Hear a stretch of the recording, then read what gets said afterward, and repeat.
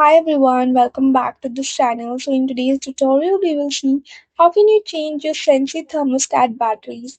So here are a few tips for replacing and type needed and reset.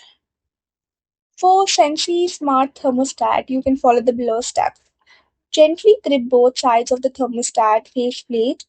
Pull the faceplate straight away from the wall to remove it. Remove the two AA alkaline batteries. Wait until the display goes blank. Insert two new AA alkaline batteries matching the plus and the minus markings. Snap the faceplate back onto the wall base. Wait for 1 to 5 minutes for the thermostat to reconnect to the Wi-Fi.